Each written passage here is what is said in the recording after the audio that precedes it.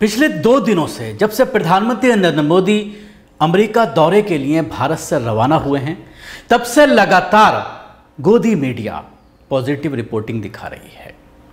गोदी मीडिया ने एक बड़ी अहम खबर को जानबूझ करके अपने टाइमलाइन से, अपने टीवी से उसको दूर रखा।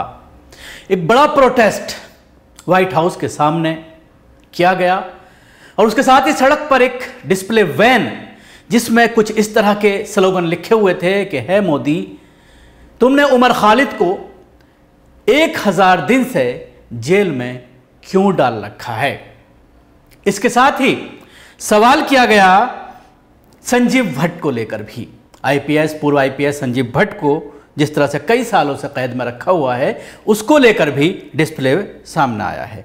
इसके साथ ही है Joy ask Modi why he band the 2023 BBC documentary India the Modi questions, यानी 2023 में जो डॉक्यूमेंट्री आई थी बीबीसी की, उसको बैन क्यों किया।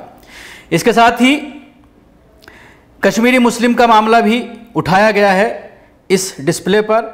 बॉलीवुड फिल्म के जरिए जिस तरह से नफरत फैलाई जा रही है, कश्मीर फाइल्स हो चाहे वो केरला स्टोरी हो, तो उसका मामला भी इस डिस्प्ले बैन पर देखने में आया। उमर खालिद का मामला मैं पहले ही बता चुका हूं। इसके अलावा कुछ इस तरह के बैनर्स वहां पर लोग लेकर के खड़े हुए, प्रोटेस्ट हुआ, बाकायदा स्पीच दी गई कुछ गेस्ट के जरिए, और stop burning human burn the मानू, यानी आदमियों को जलाना छोड़ें और जलाएं तो मनु स्मृति की बात इसमें कही गई है। इंडियाज़ डेमोक्रेसी इन डेंजर के नाम से ये प्रोग्राम, ये प्रोटेस्ट जो है न्यूयॉर्क की सड़कों पर व्हाइट हाउस के सामने देखने में आया। तो कहा जा सकता है प्रधानमंत्री नरेंद्र मोदी जिस तरह से देश में कहते हैं कि गाली खाने का जो रोना रोया जाता है, तो प्रधानमंत्री नरेंद्र मोदी को वहाँ पर भी गालियाँ खाने को मिल रही हैं। लोग जो है अमेरिकी राष्ट्रपति से ये कह रहे हैं कि जब आपसे मुलाकात हो, जब आप मिलें, कल जिस तरह से मुलाकात हुई, डिनर होस्ट किया गया था, बाकायदा क्या क्या मोदी के लिए वहाँ पर परोसा गया है, क्या क्या तैयार किया गया है, इसकी भी कवरेज जो है मीडिया के जरिए की जा रही थी। हालांकि भारतीय मीडिया को अब मोदी अपने साथ नहीं लेकर जाते हैं, हालांकि और तमाम मीडिया अपने अपने खर्चे पर वहाँ पहले से ही पहुँचा होता है और प्रधानमंत्री नरेंद्र मोदी का गुणगान करने की पूरी से योजना बनाई जाती है, तैयारी की जाती है और उसके बाद पूरा मीडिया उसी में लग जाता है। इस खबर को जानबूझ करके जो है वो गायब रखा गया है। इसके साथ ही वहां पर साहब का डंका खूब बज रहा है। अमेरिकी राष्ट्रपति जो बाइडेन मोदी के से जो है सवाल करने के बारे में जिस तरह से पूछा जा रहा है, पहलवानों का मामला भी कहीं ना कहीं उठाया गया कि पहलवानों को इंसाफ नहीं मिला। आईपीएस संजीव भट्ट, उमर खालिद, ये तमाम चीज़ें, पिक्चर जो रिलीज़ हुई हैं, उन तमाम चीज़ों को लेकर के ये सारे प्रोटेस्ट देखने में आए। एक प्रोटेस्ट हुआ जिसमें मखोटा पहन करके मोदी और बाइडेन का ये कहा जा रहा है कि आपने क्यों जो है उमर खालिद और संजीव भट्ट को सलाखों के पीछे रखा हुआ है। प्रधानमंत्री नरेंद्र मोदी ने गुरुवार को देर रात अमेरिका के राष्ट्रपति के साथ द्विपक्षीय चर्चा की। इसके साथ ही दोनों ने साझा बयान जारी किया और प्रेस के सवालों का जवाब भी दिया।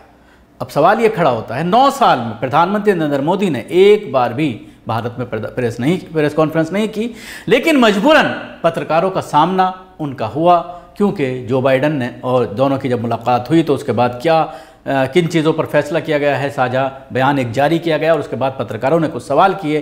तो इत्तेफाक से एक पत्रकार ने भारतीय डेमोक्रेसी के बारे में, भारत में हो रहे मुसलमानों पर अत्याचार के बारे में जब सवाल पूछा, तो प्रधानमंत्री नरेंद्र मोदी ने ये कहा कि सबसे मजबूत डेमोक्रेसी अगर दुनिया में कहीं है तो वो भारत है।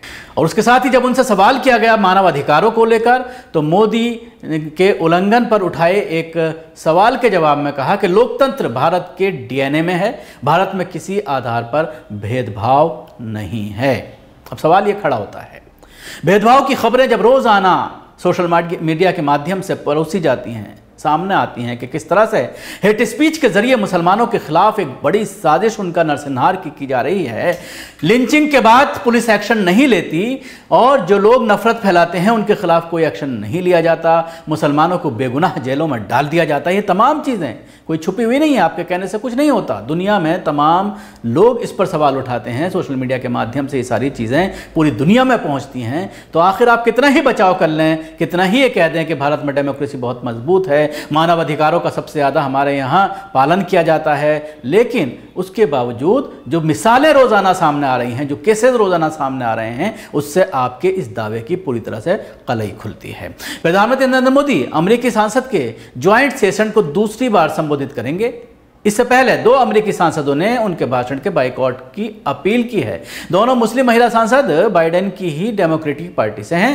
पहली सांसद इल्हान उमर हैं। उन्होंने सोशल मीडिया पर लिखा है कि प्रधानमंत्री मोदी की सरकार अल्पसंख्यकों का दमन करती है और हिंसक हिंदू राष्ट्रवादी समूहों को प्रोत्साहित करती है।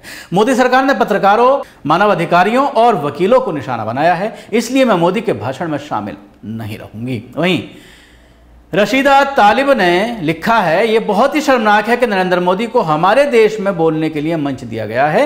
मोदी के कार्यक्रम में मानवाधिकारों का हनन, मुसलमानों और धार्मिक अल्पसंख्यकों को निशाना बनाने का लंबा रिकॉर्ड रहा है। मैं संसद में मोदी के संबोधन का बहिष्कार करती हूँ। तो देखा जा सकता है कि 2 सांसदों ने बहिष्कार किया है, और उसके साथ ही जिस तरह का प्रोटेस्ट वहाँ पर देखने में आ रहा है, तो कहीं ना कहीं मोदी की जो छवि है वो लोगों तक पहुँच रही है। इसके साथ ही आखिर में मैं आपको छोटा सा वीडियो दिखाना चाहूँगा जिसमें कुछ खाना परोसा गया है, जो बसें भर कर लाई गई थी जो प्रधानमंत्री नरेंद्र मोदी के प्रोग्राम में, और उसमें आने वाले भक्त जो हैं वो बसों में भरकर वाशिंगटन डीसी पहुंचाया गया था। उनको एक छोटा सा डब्बा दिया गया है, उसमें किस तरह की चीज़ें हैं, किस तरह की सामग्री हैं, वो भी आप देख लीजिए।